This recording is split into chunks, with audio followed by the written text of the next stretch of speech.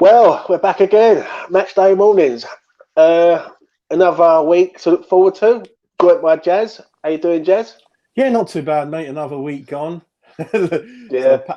Been a very busy week. Been doing different bits and bobs. It's my son's birthday today as well, so we're in lockdown. So I'm going to try to organise like a takeaway from one of his favourite restaurants. Which What is favourite restaurant? What it's favourite restaurant? it's an Indian restaurant near London. Yeah. So we're trying to pick one of the two because I live out west, so they're not going to deliver to me. So yeah, it's going to be full on Punjabi Indian food, my friend. None of that Bangladeshi crap sort of most guys eat. So it's going to be proper authentic. Yeah, it's going to be bit of lamb curry, a bit of butter chicken in there. Jas, don't. You're gonna make me hungry, right? You know what I mean? Starving. Yeah. Right, let's get started. The West Ham game last week. What did you make of it?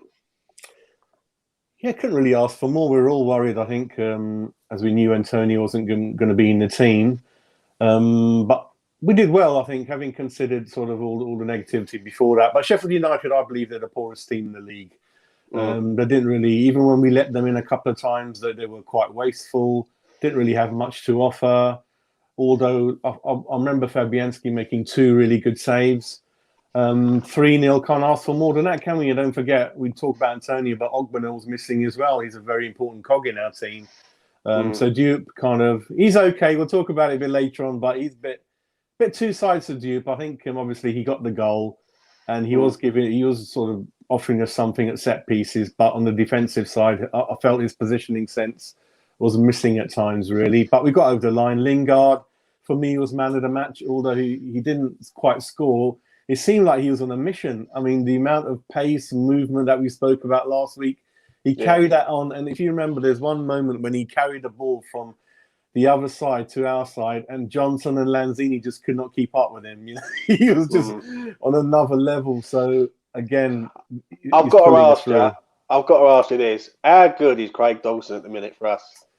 He's playing like a true captain would, isn't he? He's you can see him, he's quite vocal as well. He's always geeing the other team members up, telling them to get in the positions, set pieces. We know that he's actually getting there ahead of Souček on most corners. But Dawson, like you said, loan, very, very cheap loan move for us. I think he's 29, 30. So he's a tiny bit younger than we think. We keep thinking he's 33, 34. But he's 29, 30, and he's stable, as I always thought he would be. He's fitted in very well, and thank God we've got him, really, with Ogbonna missing. You know, there's a bit of a gap at the back then. But he's a very stable, and he got his foot in a number of times, really. I'll be honest with you, I think he's been phenomenal, mate, if I'm honest. I actually still can't work out how you can play for Watford, and Watford literally are begging him to go.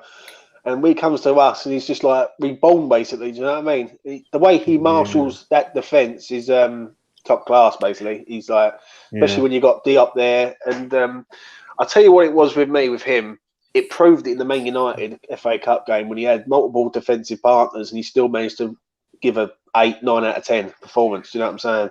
Yeah. So, I think on Monday, I'll be honest with you, I think we scored at the right time.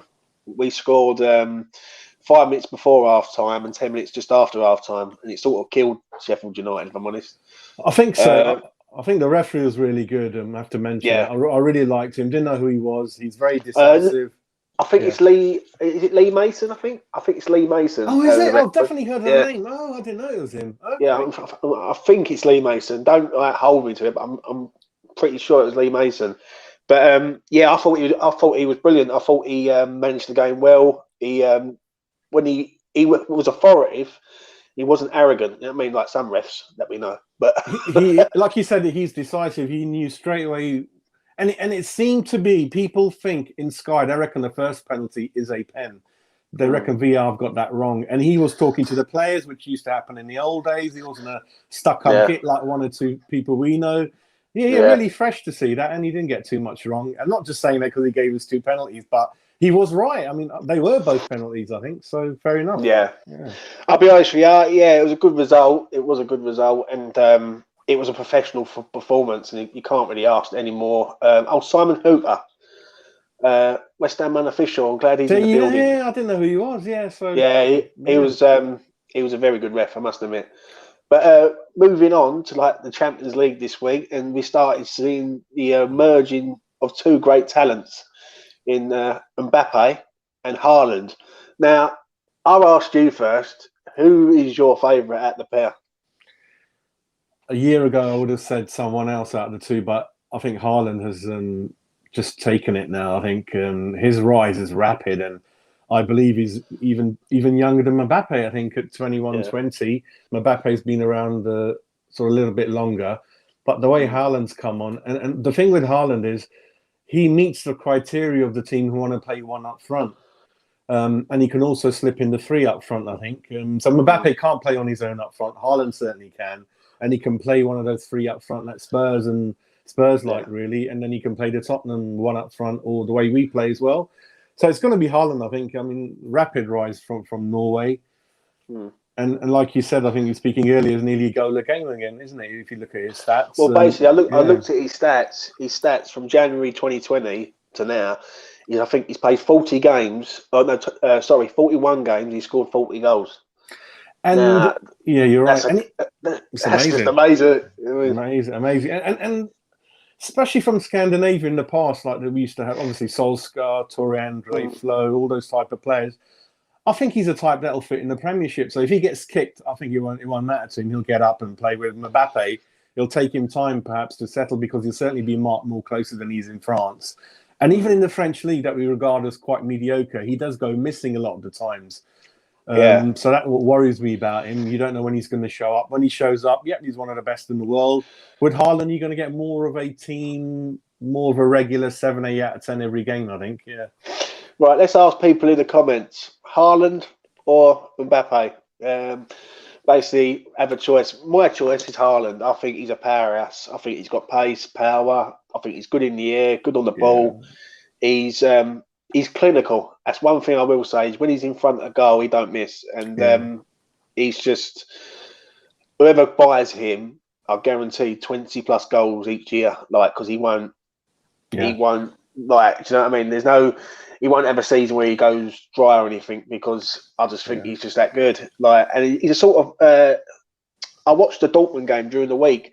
He was quiet at the start, and then all of a sudden, a couple of things happened, and that was it. A couple of goals. So, Haaland for me.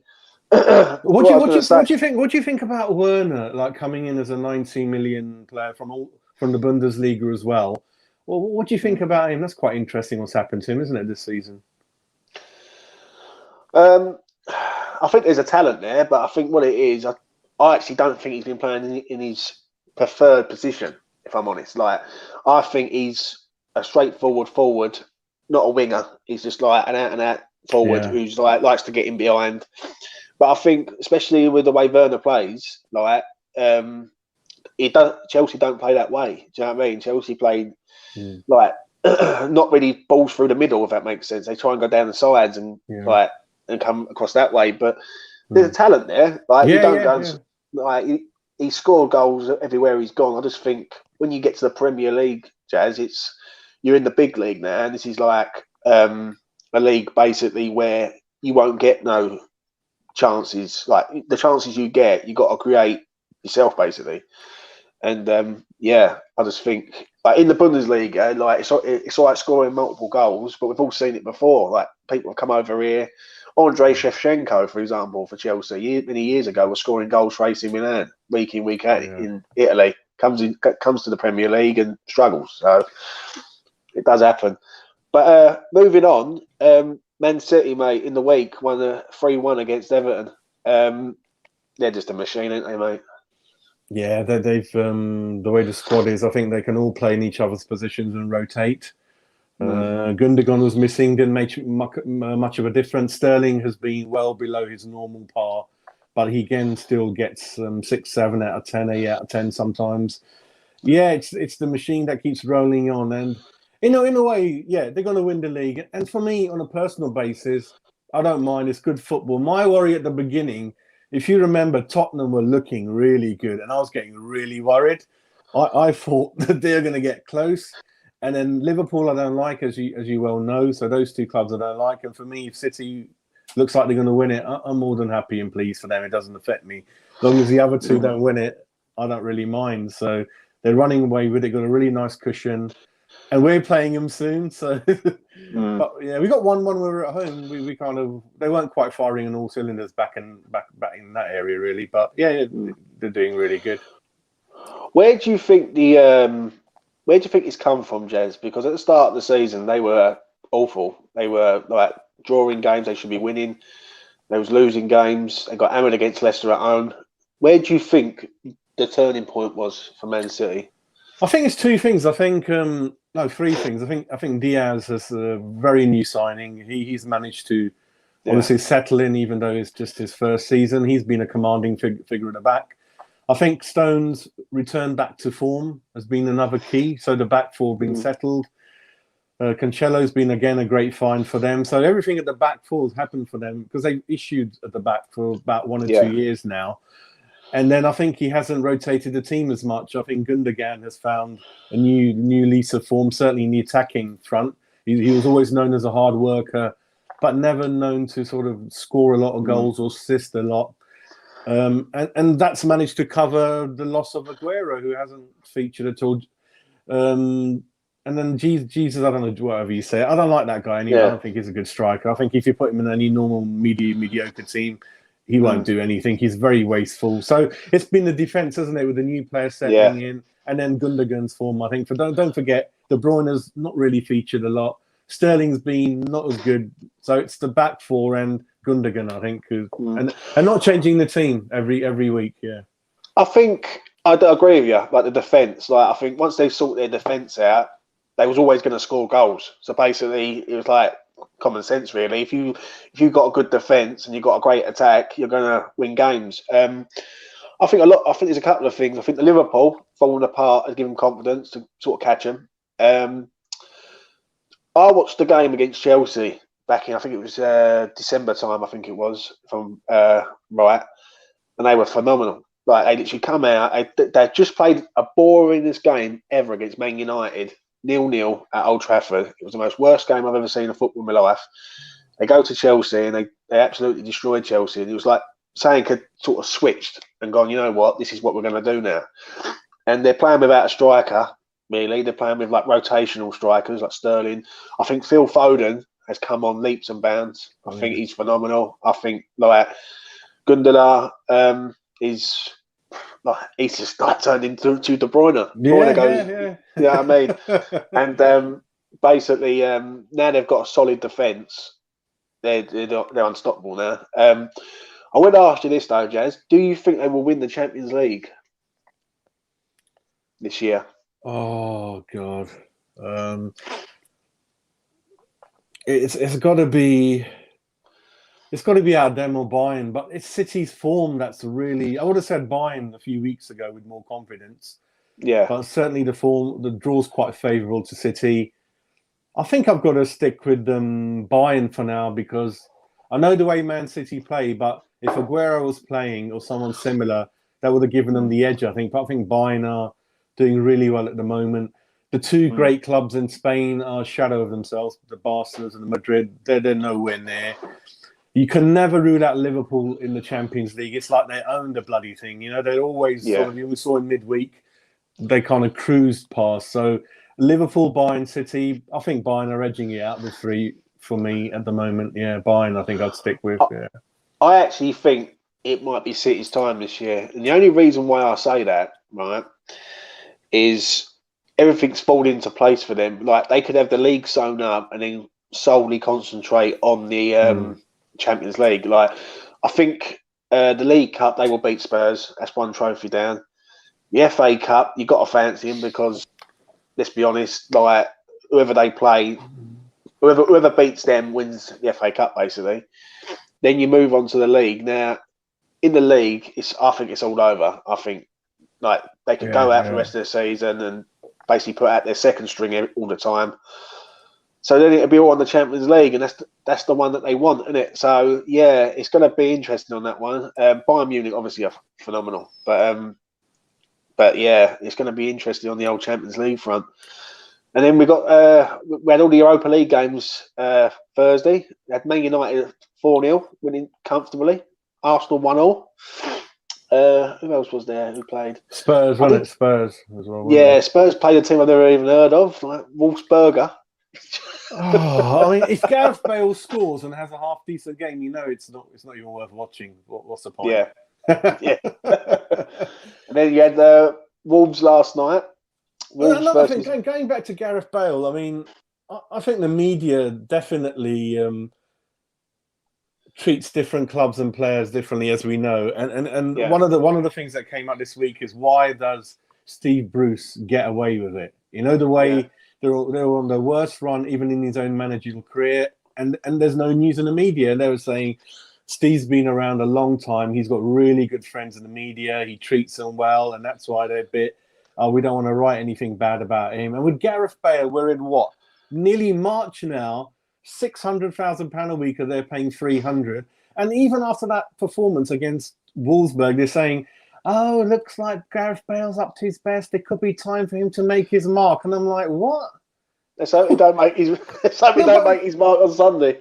Well, do you know what I mean? We're into the last third now in the season, and what's the point now? I mean, it's just to say it the way it is. I mean, one of the channels did say that it's a shame the golf course isn't open for him. And then another media picked up, when they were losing, he's just chuckling away and laughing on the bench. He don't give a crap. Do you know? Yeah, I know. He don't care, mate. Nah. Right, let's get started with these fixtures for the weekend. Let's see if we can find an accumulator for someone for the weekend. Right. We got to do better than last week, haven't we? I know. I must admit, I will apologise for last week. I was horrendous last week, I must admit, and I'm usually pretty decent. But yeah. Who was watching? Jake said, "Who was watching?"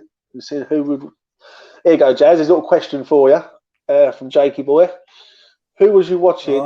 Seeing who we would sign from Slavia next. I actually watched that game. Oh, well done to you. I didn't, but I heard it. Yeah, two very good players. Yeah. That youngster, that Seamer, he looks raw, like proper raw, like raw talent. We've got to go there in the summer and get him out of there, honestly, because I think he could play. He reminds me of. Do you remember Sarr at Watford? Ismail Sarr, is it? He reminds me a bit like him, fast, powerful. Okay. Yeah. He's yeah. Well, they've got a couple of good players. I even think their goalkeeper's not too bad either. So yeah, Slavia, West Ham. We got to do that agreement with them where they become like a feeder club where we get first choice and any player. Yeah. That's the kind of thing we've got to do, I think, isn't it? I must admit, yeah. Well, as long as we get European football, you can call Slavia, West Ham. Exactly. You're right. We'll get started at the 12:30 kickoff today. Good game, this one. Southampton versus Chelsea, Jazz. What do you reckon? Southampton against Chelsea. So just to help out the viewers, so this game's going to be on BT Sport, because everyone's always asking, where can we watch it? What channel? So that one's on BT Sport. Okay, so Southampton have come off the rails. I think they've lost their last 6. Danny Ings is back, even though he's not back to his best. I think he's got 1 goal in 6. I think Chelsea have done well under the new manager. So I'm going to go for 2-1 win for Chelsea with this one. Just edging it, I think. But Southampton certainly getting on the score sheet, I think. Yeah. Yeah. I've actually gone for a draw here. I think Southampton, I've gone for 2-2. I think Southampton have to perform. Like, these sort of games, they're always up for, especially with Chelsea. They played them back in the first fixture and drew 3-3. And I think that was when Werner scored his first goal of the seasons. And basically, I think this is a game for Southampton. They like playing Chelsea. I don't know why, but they seem to just perform against Chelsea. So I've gone for a 2-2 in that game. I think it's going to be a good game, that one, I must admit. I mean, it's good for us that Southampton are not really in the running for our position. They've come down a fair bit. It's good for us. Chelsea, obviously, we're the same as them, neck and neck. So I suppose we've got to back Southampton, but then my head says Chelsea 2-1. Yeah. Right, we'll move on to the next one. What a cracker! I know this one's going to be. This one will definitely be on first on Match of the Day. This one is stop whatever you're doing at home. Put your ironing boards at home. Get the wife. Sit down. Yeah, that's it, mate. And enjoy yourself, because there's Burnley versus West Brom. Yeah, on Sky. What do you make of it, Jez? Burnley are kind of back to whatever they do best, which is solid and grind out the 1-0s. Although they did surprise us last week with the 3-0. No one got that one, did they? I didn't think anyone was I didn't see that coming at all. If I'm being truthfully honest, like last week, I was sitting there. It's me saying they'd be lucky if there's any goals in this game. And there was 2 goals in the first 10 minutes. Well, in my football fantasy, I bought Loughton, and lucky he got a screamer. Apparently, ended up with 15 points for me. So lucky me. West Brom, all the way down, isn't it? Nothing's really looking good for them.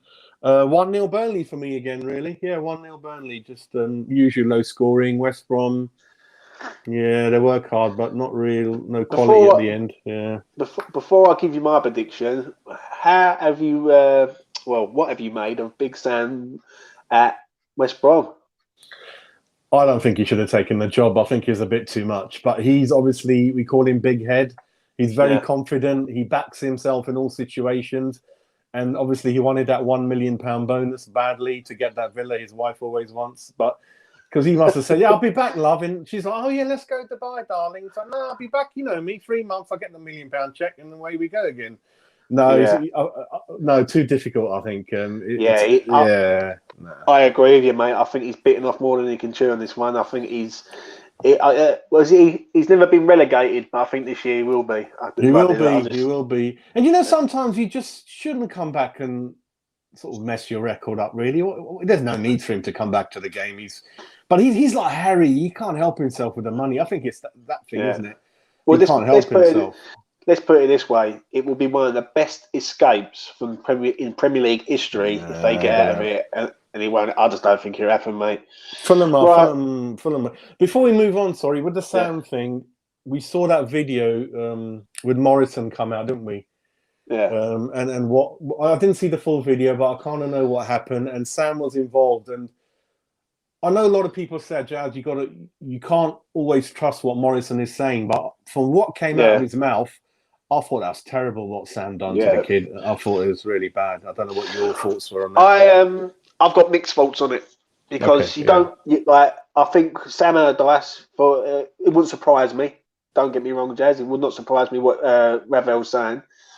But Ravel's been no angel. Every club he goes to, he's never there a season. Like he actually went to a club and left. And I think what it is, if you want me to be truthfully honest, I think that he's starting to realise that his career is going down the pan, and he's realising what he's losing. Basically, you see what I'm saying? Like it's a good job to have being a professional footballer, and I think like it's dawned on him now that basically this is my career is going to be coming to an end in the next 5 years, right? And what have I done with my career? Nothing. Like, you see what I'm saying? So I think it's a bit of both. Like if what he's saying is true, which he probably is, because when I was watching it, he looked like he was welling up.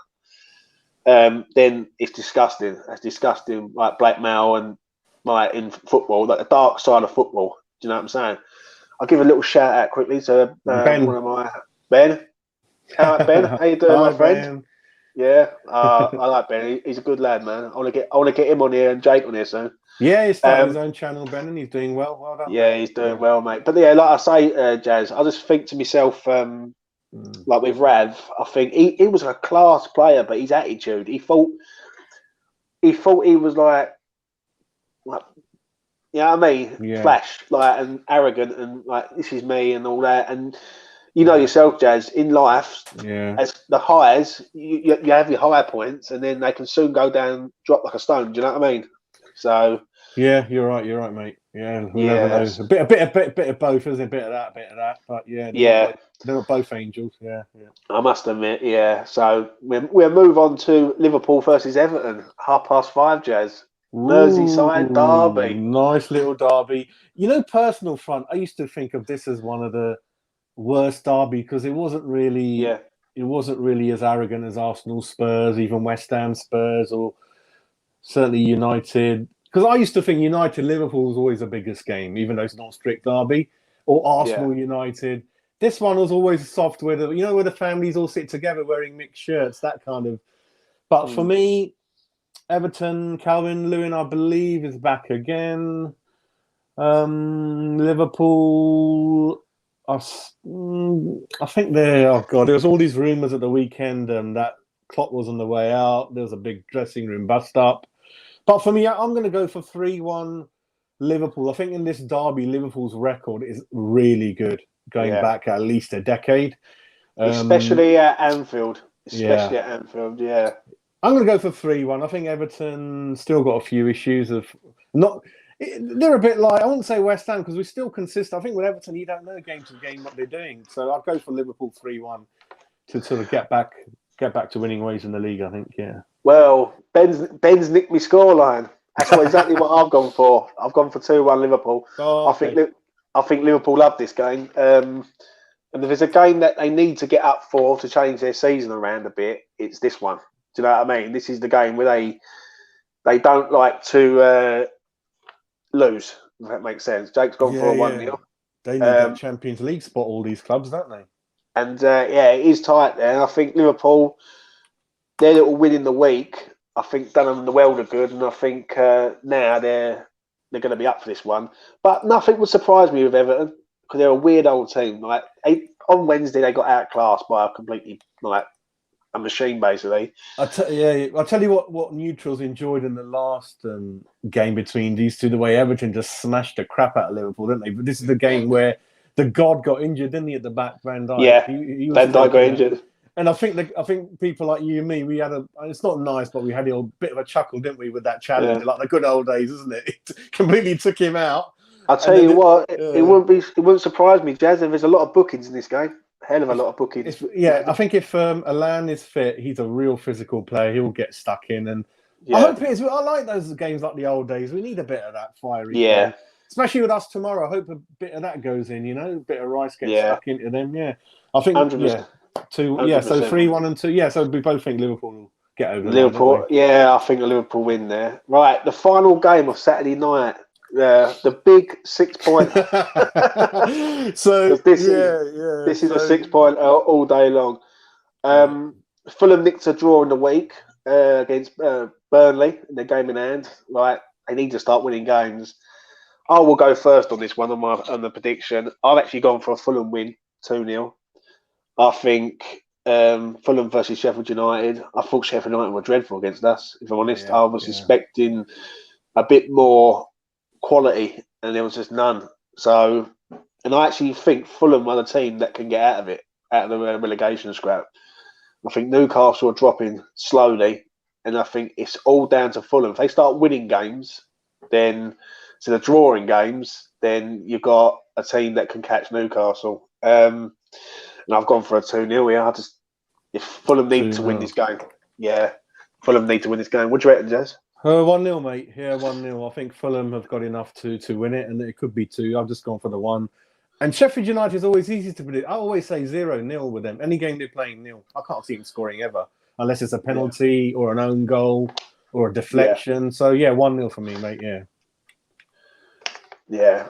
Right. Well, what we'll do, we will leave our game till last with Spurs because that's the 12 o'clock kickoff. We'll move on to Villa versus Leicester Sunday. What do you reckon, Joe? I believe in the game earlier in the season, it was a lot of goals, maybe even 3-3. I can't remember top of my head, or 3-2 to someone. A lot of goals. In my fantasy team, I've bought Maddison and Barnes. That's how highly I rate all those guys. Vardy's back.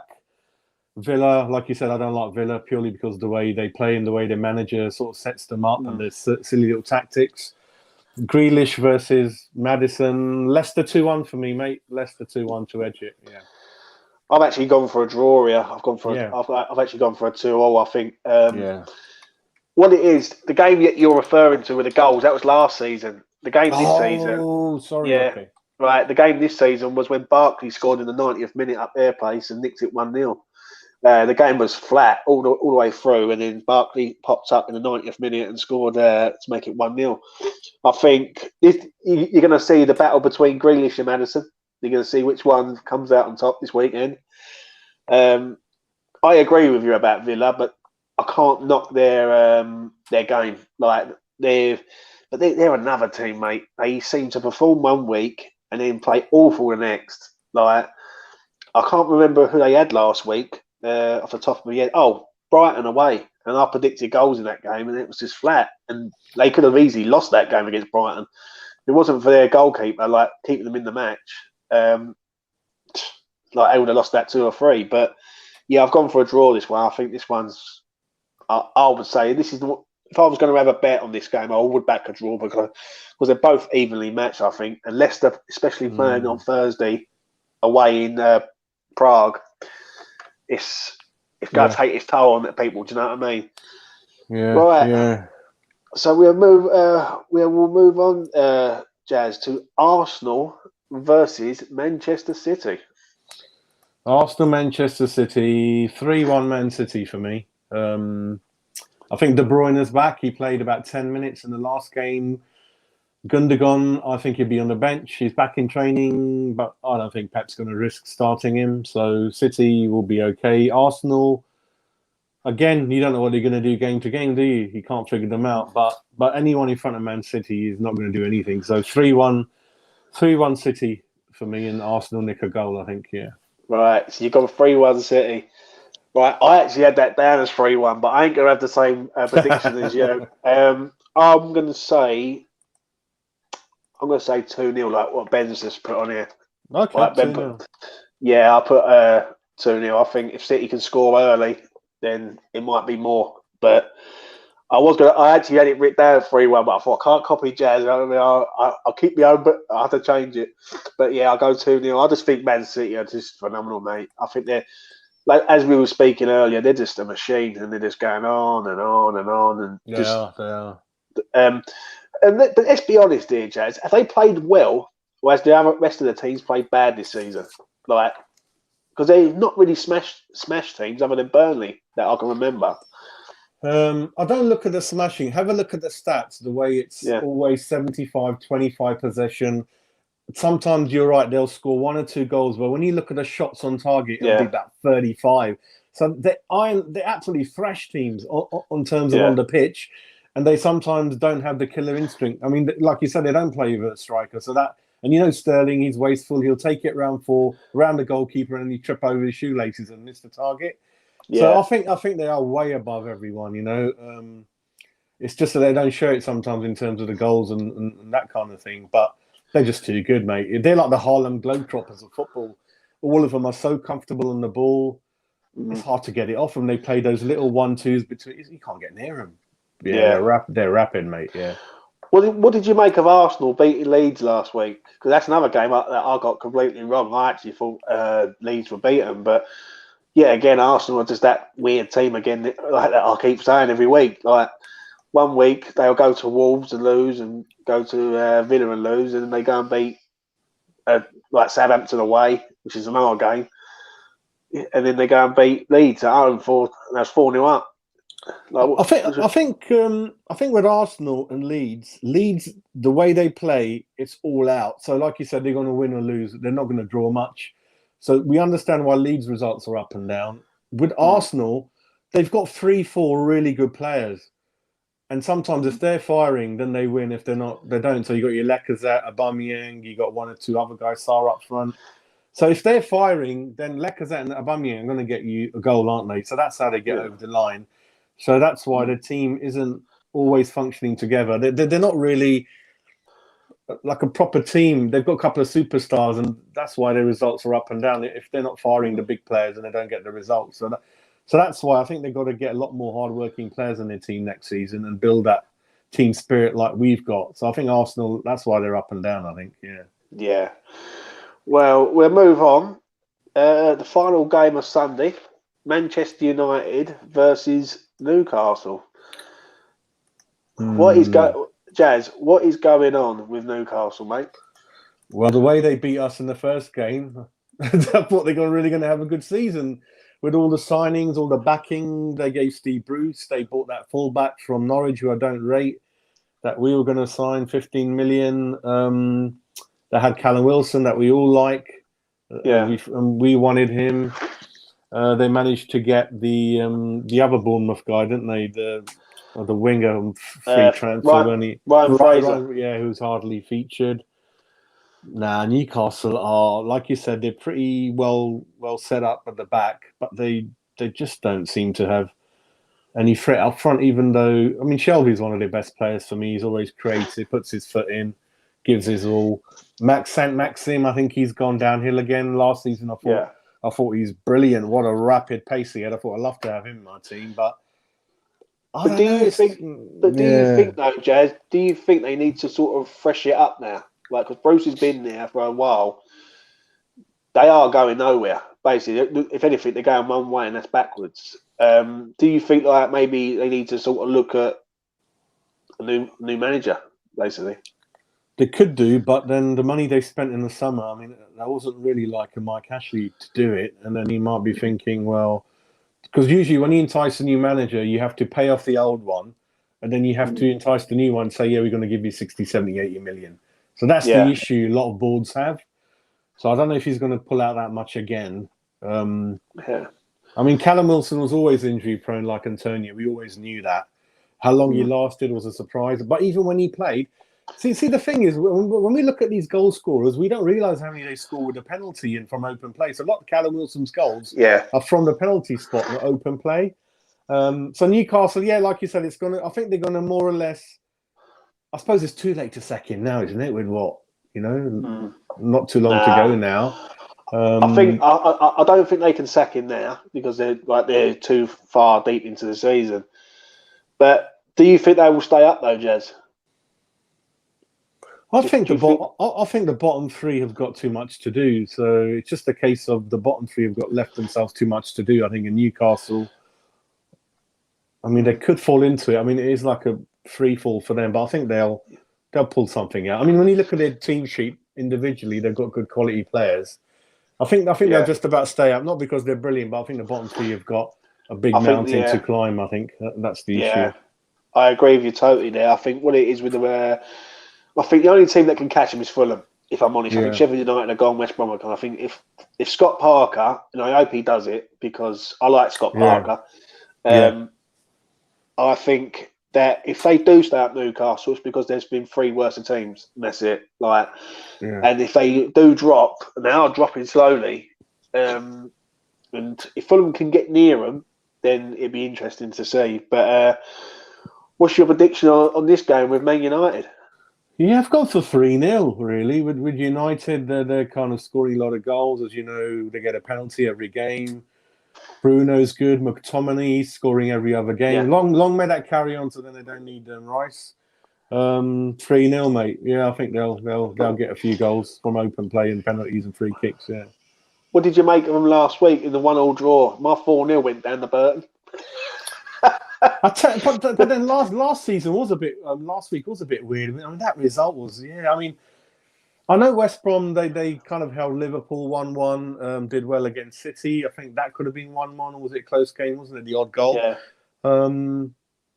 You're gonna get the odd thing when they're held back, really. But I don't think Newcastle are going to be able to hold them. I think it's going to be 3-0, and obviously they need to get in the top four as well. Man United, it's quite important for them. 3-0, mate. Yeah, I'll just see it.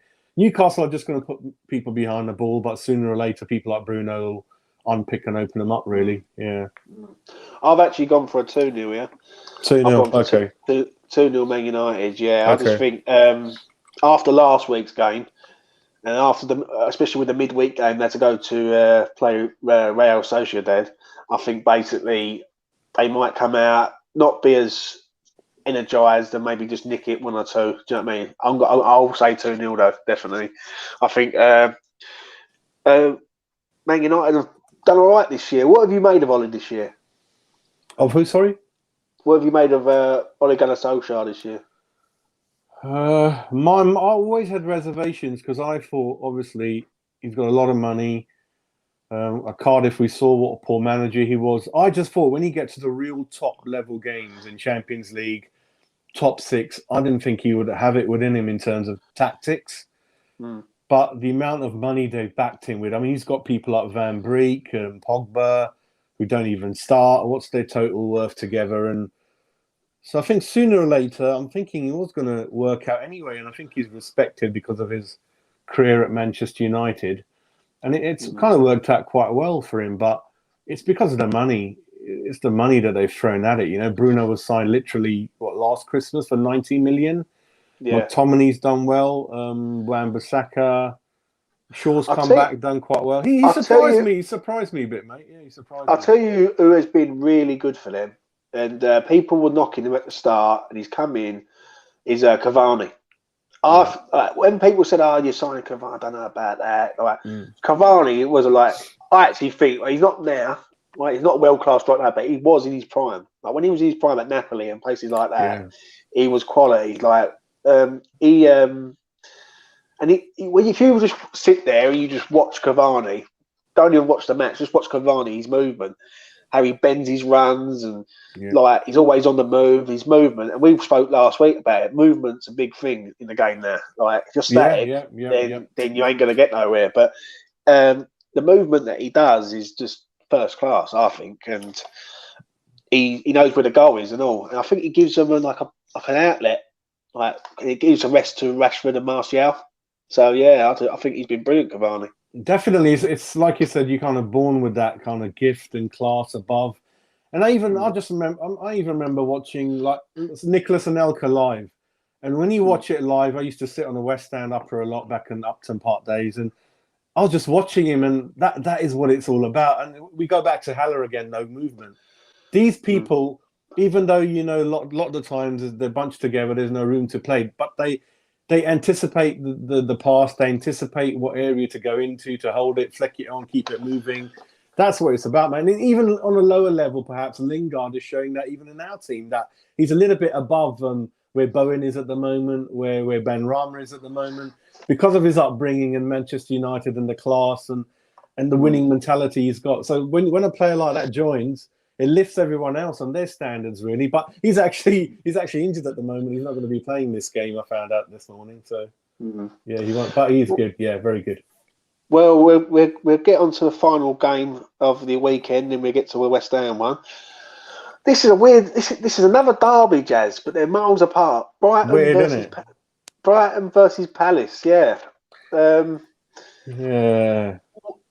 Do you think it's time for Roy Hodgson to leave Palace? It is. If you have a look at the state of him, he looks like 110.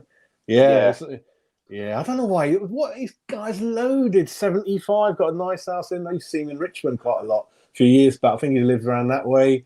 Why would you bother? Like, Crystal Palace, not exactly the most exciting job in the world in Croydon, is it? God's sake. If he was in Monaco or Barcelona, I'd understand. He's got a nice villa, beautiful weather. You see him like raining in bloody South London, looking miserable. No, I think I'm pretty certain this is the last season. I think I'm surprised the players obviously respect him a lot. They still try for him. It's not great football. It's not great footballers. They always try to nick it 1-0, but without Zaha, like I've mentioned, they got no goal threat up front. Ez is brilliant, like I've said. 1-0 Brighton for me. I think Brighton are well organised, and they'll nick it. I think they got good set pieces. They've got Mopé working hard up front.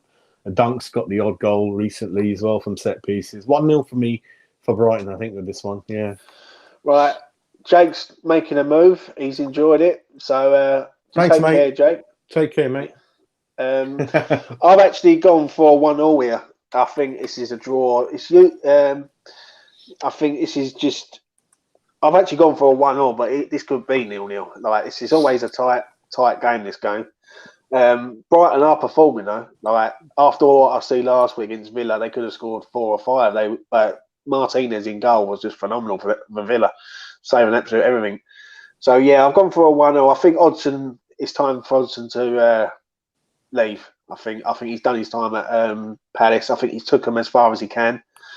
I think they need to go out in the summer and either go and get someone young, fresh. I actually think someone like Eddie Howe would suit Palace. And people say he got relegated with Bournemouth and all that, but he didn't have backing from Bournemouth. If you give him the money, he will find you young, exciting players, and I think he would suit Palace. But yeah, I just think I think Palace this year I think they've actually gone from a really good team to a really poor team in the space of a year. But I don't think they've got that much money either. But what could be in their favour is location-wise. What I heard about Eddie Howe, he's got a really good lifestyle in Bournemouth. He's got a couple of dogs. He loves to take them for a walk on the beach every morning. Money's not really a big thing. He's financially well set, so he doesn't really need to rush back. But it could work location-wise. But as a challenge, and how much money they're going to give him, he could be stuck in a Bournemouth situation again with Palace, I think. But it could work because there's only a certain amount of clubs around the south coast and south of London and things like that. So, yeah, it could be because of location, mate, yeah. Right, now we get to it. The West Ham versus Spurs. Jazz, I'll start on this one, mate. I hate this game.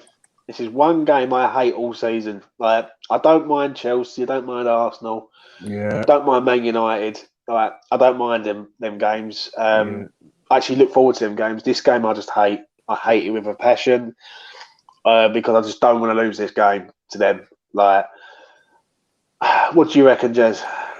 I'll tell you, Mike, going back to, obviously we're talking about a hatred for Spurs, which I'm not ashamed of. I can't stand them. And when they began, under Poch, what happened was I had a few relatives who I knew were Tottenham fans, but I never used to hear anything from them. And then we formed a WhatsApp group. There was Liverpool, Tottenham. I was the only West Ham.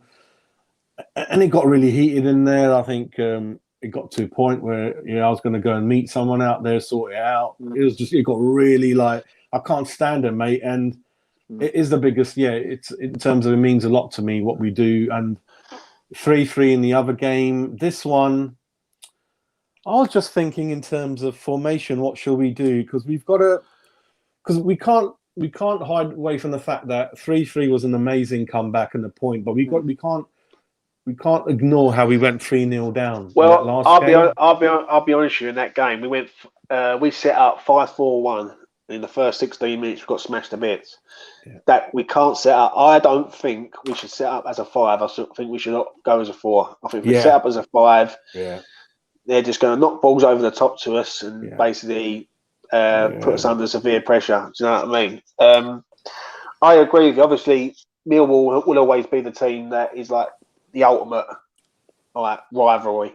Like if they was in the Premier League, it would outweigh Tottenham. But as a Premier League game, this game is the one that in the season is the most important. I'm afraid it's like we just don't want to lose to them. I want to ask you before I get your prediction, Jazz. How did you feel at halftime when we played Spurs at White Hart Lane?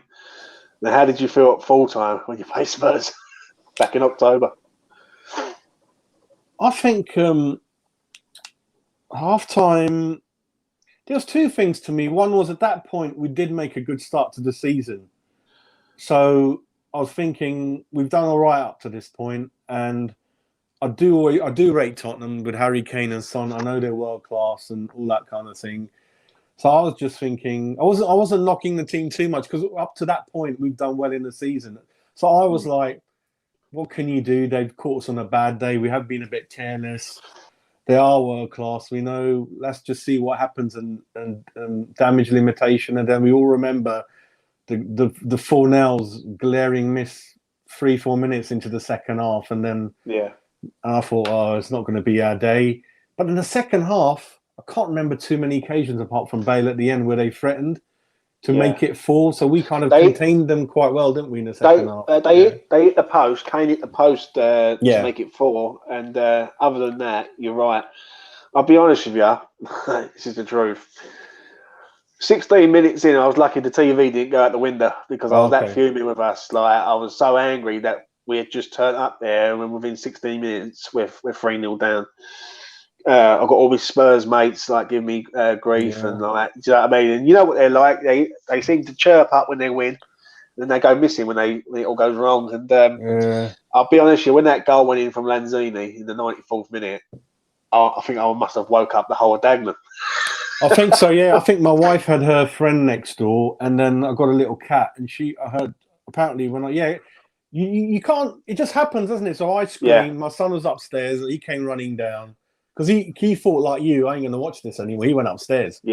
3-3. The cat got scared. She ran out of the front room. And my wife's like, oh, God, what's happened here? And then, obviously, it's shell shock, isn't it? We're a bit shell shocked at the end of the first half.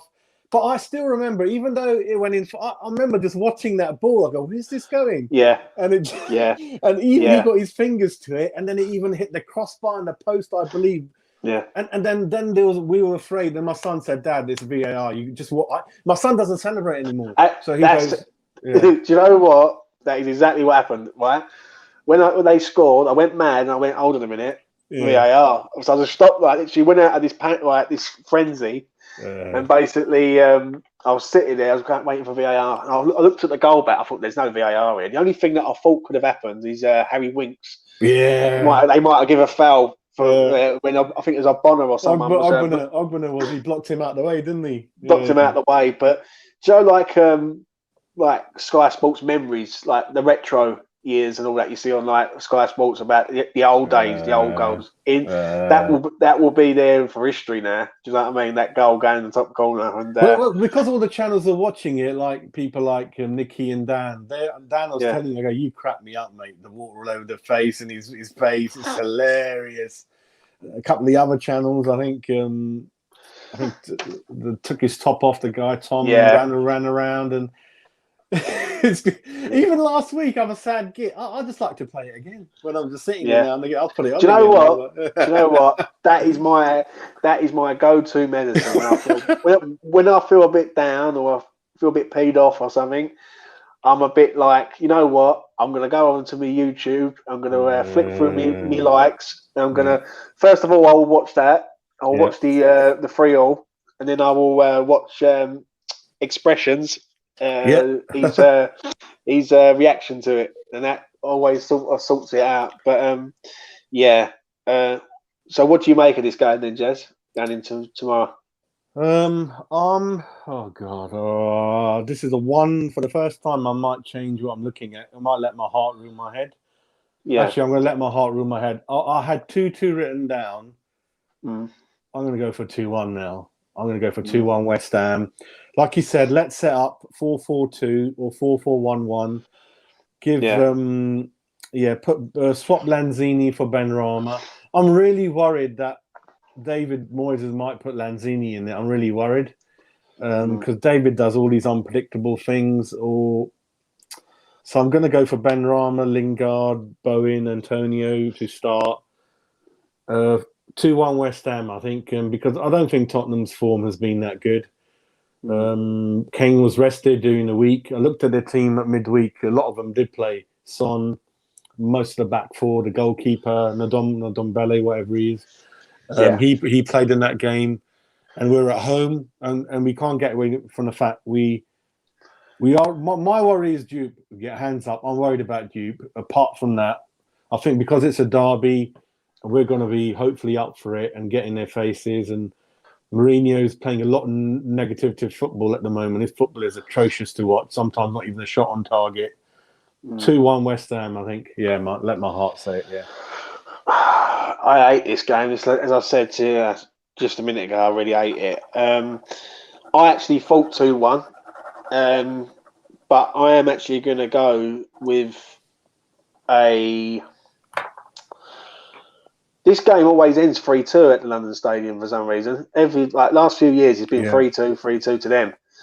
So I'm actually going to go for a 2-2 here. I think. So you go for my one. I changed it. I actually, I think we look better. They look worse. I think there's always goals in this game, especially at Stratford. I think we've only beaten once since we've been to Stratford, and that was Lanzini. I think the first season we was there. I don't think we've beaten. I might be wrong. If someone in the comments can tell me if I'm wrong, but I don't remember us beating them before that, and we got a poor record against Spurs, especially at home. So this game I am nervous about because we're the favourites, supposedly. And when are we ever favourites in this game, Jas? You know what I mean? So I'm gone for a 2-2 here. I just think that I would take a point right now, obviously. But if we win this game, then one, David Moyes is doing miracles, and the second thing is that'd be the first team he's beat. Ben's got to go. I was just about to answer Ben's question quick. Let's quickly get it up here. He had a question there. Yeah. This was Ben's question, which I thought was right. I was just going to get to it. I did think about that. Yeah. Yeah. Fredericks and stop the wings, stop the space in the wing area, isn't it? Yeah. Do you think that's an option? Definitely. He takes on at the game. You got to take out. You could put Fredericks in there, but then you'd have to take Bowen out then. So it's up to everyone what they want to do. It's a good point. Fredericks got pace. I'm a reasonably big Bowen fan. I like him. So for me, I always give the attacking players an edge. And Fredericks, not a big fan, but then Moyes, I don't know how he gets half a decent performance out of him. And when he has played, he's been really, really good. That could be another one. Fredericks in for Bowen. That could be a plan. Because Villa, similarly... But going back to your question, we've actually lost the last 4, at least at home against Tottenham, looking at the last 4. Yeah. Or 5, actually. At least, maybe the last 4 definitely lost at home. Yeah, it's not been good. We've definitely got a poor record with Spurs at home, but let's hope tomorrow that by 2:00 we're all enjoying our Sunday and loving it, basically. No, I can see the Fredericks thing. I can see it. I prefer to do what we did, just Bowen, Lingard, Benrahma, I think. But whether he thinks... Actually, the thing is, Lingard is hardworking. He does track back. And I know Dave is always scared of picking too many attacking players at one time, unless they're capable of running around. But I think Benrahma has showed he is running around. He's becoming more and more sort of a team player. But whatever team it is, let's back him. And then... Because it's so funny, even before the game kicks off, you've seen in all the groups, people go nuts, innit? What the hell's going on here? What's going on here? And there's always that one person who has a go at someone and they score and then he gets the pelters, then he goes missing. Yeah, but like people, I've seen it on different platforms this week, though, Jazz, or last week. Like Benrahma's got to play. He has to play. He's the most and when people say, "Oh, it's the Benrahma fan club," they start moaning and all that, and this, that, and the other. My attitude is like, especially I know he got it right last week with Lanzini in, but like Lanzini hasn't. When was the last time Lanzini started? Lanzini was poor. I don't like him. He's finished. I don't like him. He's poor. We didn't win because of him. He didn't do anything. Benrahma, he would have offered much more to the team than Lanzini. He hasn't got the strength, the pace, the movement. No, not for me, mate. But I want to see Benrahma starting games and finishing games, because it seems like to me he starts a game, he's subbed, or he's on the bench and he comes on for 10 minutes. Like the lad's got talent, we all know it. Like, do you know what I mean? But he's just got to let him be consistent, if that makes sense. Do you know what I mean? So it could be the manager's sort of when you put like a line in the cage, don't you? And when you open the cage.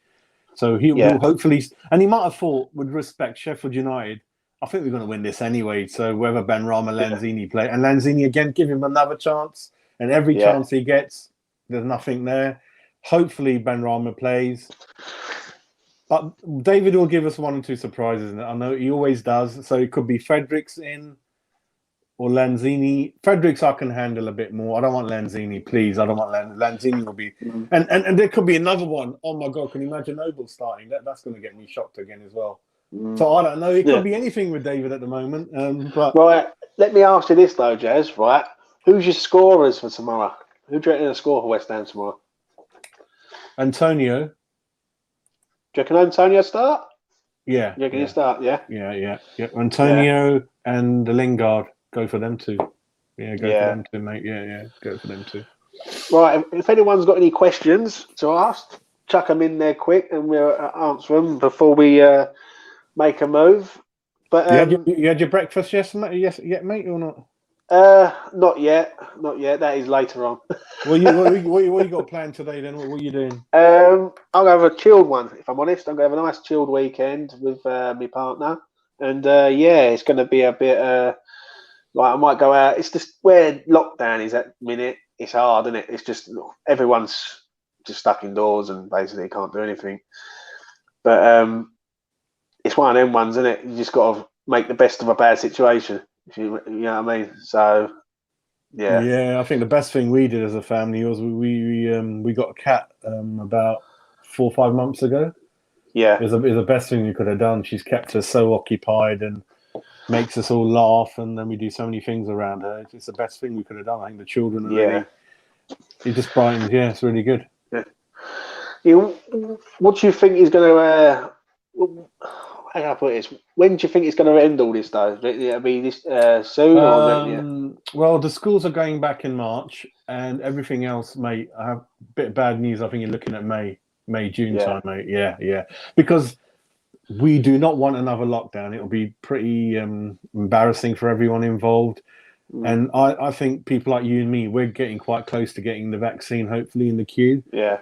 And there's already the same people who had a go at why it's gone up. They want a lockdown to open up, but understandably, I think we're going to keep going. I think we're going to keep going. Perhaps in the last two ones, the lockdown opened up too quick. I think where my father-in-law lives in the house, I think they've all got it now, literally 2 days ago. So the cases are still happening. Yeah. We're looking at May time for pubs, May, June time, I think. So just in time for next season when we have got Champions League music. Let me ask you this though, Jazz. While I'll wait, if anyone's got any comments. Where do you think West Ham will finish? Right, and do you think these next 5 games are going to be massive towards it? The thing I don't want to see massive is like what people are doing. When we were 10th, they're like, oh, these games are really massive. We're going to go top 7. Yeah. When we hit top 7, they go, oh, these games are really massive. We've got to get in 5th. And then the next one, oh, this is... they keep saying that. And so I don't listen to any of those comments. And if we don't do that well, I'm not going to put my head down. I think we've shown ourselves to be a good team, even when we're playing someone good. All right, the results have not been there, but we're certainly not going to be rolled over. So I'm not going to say anything till the end. I always told everyone, even about day, let's judge at the end. We had targets at the beginning, which were 15th and around that, which we've way smashed now. So let's wait till the end of the season. I want to finish 7th. I want to grab that last Europa spot, which I think we really deserve for the hard work. I think I'm going to stick to that 7th. But when you look at Villa and Everton, it's out of us, Villa and Everton, for that 7th and 6th spots, I think. So yeah. Very tough. Tough games coming up, like you said, both the Manchester clubs and all those, and Spurs tomorrow. Yeah. But just stick together as a group. Keep the sort of positivity up, and it's not going to be easy. But even if we don't get out of them what we want, just carry on, because other clubs have. Even though you look at the form tables, it's been Man City and West Ham in the top 2 in form going back last 10 games. So we are consistent. When everyone like the Villas, the Spurs. Look, Arsenal's, even the Chelsea's. Look at the form. Even Liverpool, we've still been picking up. And even when we draw, we got so spoiled. Even fans are going nuts when we drew. Okay, we drew at Fulham, which now looks like a good point. So I think 7th. I'm looking for 7th. I think hopefully get that last spot, and then at least we got something to show for it. Because obviously we didn't do well in the cups, and it'll be a shame. In the Paille season, we came off at the end again. And hopefully just carry on, not pick up any injuries. And I think Antonio, he's more or less back now, and hopefully he doesn't go away again. Interesting stat about Antonio I didn't know. Apparently in his whole career in league games, he's never played more than 25, I believe, around that figure. He's never played more than that, which says something again. But yeah, 7th, mate. Yeah, 7th, I think, yeah. Darren's here, all the way from abroad. I think he's in Thailand, if I'm okay, yeah. Thailand, isn't it? And I agree with you, mate, totally there. It's one of them ones. If we do drop down, I will be disappointed because we've been living like on. Oh no, that's the thing. We've been spoiled. It's been spoiled, yeah. So it's one of them ones, isn't it? Yeah. But, who is your top 4 though, Jazz? Now, like obviously Manchester City will win the league. We can both agree on that. But who would take the other 3 spots in the top 4? Yeah, got Man City. I think you got to pick Manchester United. I'm going to go with Liverpool. I know you weren't quite on that wavelength last week. I'm going to go with Liverpool, and that leaves 1 out of Leicester and Chelsea. So I will go for... Oh, God. 4 points between them at the moment. Oh, shit. Oh, I might go for Leicester, mate. Might go for Leicester because I think they got all their boys back now firing. Chelsea, I still think up front they got issues. Do you think Liverpool will get top 4? I think so. I think those 3 up front don't get injured. Salah, Mana, Firmino. I think Jota's going to be back. What a great player he was before he got injured. Don't forget about him. I think they'll grind it, mate. I think Klopp's put all those unrest stories to bed. He goes, "There's no issue. I'm not going to walk out. I'm fine." Yeah, I'm going to go Manchester clubs, Leicester and Liverpool, really. But I don't know. Yeah. And then I think 5th, 6th, 7th, then you've got Chelsea, West Ham, Everton, Villa, mate. And bloody hell, you got Spurs as well, haven't you? But if we can stop them winning, or if we beat Spurs tomorrow, we're 9 clear of them. Yeah.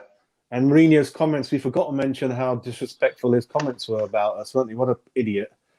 Saying that we're going to finish above those guys anyway, and they only play 1 game a week, and when we've been playing 2, but he's a plonker. But it's just more fuel for the fire. Lee's making a move. Thanks for watching, Lee. Take care. And I agree, mate. What do you reckon top 4 then? I reckon Manchester City will win the league. I think Man United will get top 4. I think Leicester winning last week done it for them. Like when you go and beat the champions and you go and beat them well, I think this season they won't make the same mistake as they did last season, Jazz. Last season they was in the top 4 all the way and they collapsed right near the end. And the 4th spot, I think, goes to Chelsea. I think Chelsea are just lurking there. They're winning games. No one's mentioning them. When you're looking at other outlets like TalkSport and things like that, you're seeing them all talking about Liverpool, how bad Liverpool have been. But Chelsea are just winning games, doing it quietly. Do you know what I mean? Just nothing too flash. I think Chelsea will probably get there because of the squad size. I actually think Liverpool will go for the Champions League now. I think that's what they're going to go for. They're in no other competitions now. They're out the Premier League title race. So I can see them going for that. And I just think when you keep mucking about with defenders, I'm sorry, but you can't keep doing it in the end, and you're going to get found out eventually. I think. So, what was going to say? I think I'm worried about our goal difference. I think it's going to come down to goal difference, and that's why we're not 4th, because of goal difference. Yeah. Everyone around me are better than us. And imagine that being pushed out of something really good because of goal difference. So we gotta. I don't know what we can do. Obviously, 3-0 was great last week, but we usually win by the 1 goal, don't we? Usually. Yeah. So that's going to be important, I think. Ogbonna, I want to look at how far away he's from coming back. Is it hopefully weeks we're talking about, not months? About 3 weeks. 3 weeks. He's really key. Antonio, I'm fingers crossed that he's back now for the 3rd time and he won't break down now. Yeah. And I'll tell you what, it's such a crazy season. We could get top 4. I'm not saying we can't. There's no reason we can't. I'm probably going to faint, mate. If we do that, I'll be like that. I'll be shocked, mate. Can you imagine that? Oh my God! I can imagine that. Us going back to the stadium, everything starts going back to normal. Well, I'll tell you what, I've got 2 season tickets, so you're probably going to start ringing me now, aren't you? All right, so Jazz. I've got those secure. That's it, mate. Right, let's wrap this up now. It's been a pleasure, Jazz, as always. Thanks for no problem, mate. Being here, and I just want to say a few things before we go. Baz has been doing a good job with Isla's Army and basically trying to get some money together for her. And if anyone can donate a few quid, even if it's £1, it all helps out for a good cause. And they need all the help they can get. So if anyone's watching, and head over to there at Isla's Army, and someone will go through it with you. I think what they're doing is great. I think the lads are doing their best, and they deserve total respect, and credit. I don't think Baz likes taking credit, if I'm honest. Because I was speaking to him on Twitter yesterday, and I was like, "No, Baz, you're a team. At the end of the day, it ain't a one-man army. It's you all in it, all in it together." So I'd just like to say, if anyone could help out, as of when, just even if it's £1, it's £1 further to their target. You know what I'm saying? And Baz has certainly been driving it from the beginning, hasn't he? Very passionate. Yeah. And then obviously yourself, I saw your thing. Yeah, you done well, mate. As well, contributing to all that. What it is, she's local girl to me. I think she's from Hornchurch and I'm from Dagenham, and it's sort of touched me a little bit. So, like, do you know what I mean? Yeah. I haven't got no kids, Jazz, but anyone who's got a kid, I wouldn't like to be in the parents' position there. So, yeah, I know, mate. Yeah, what they're doing is powerful, and it's showing that when you come together as one, we're all in it together, basically. So, big respect to them. If you remember back in the day, I mean, there were Spurs fans and Millwall fans who helped as well, wasn't there? Everyone came together. Yeah, everyone come together for a good cause, and cancer has no colours. I'm afraid it's there, but it's like everyone's. Yeah. We all suffer the same, whatever team we support. So if you like the video, like, share, and subscribe to the channel. Hammers Polls. It's been really good, and we will be back next week. Jazz, thanks a lot. No, thank you, mate. Yeah, enjoyed it. Take care, and all the best. Bye-bye. Bye.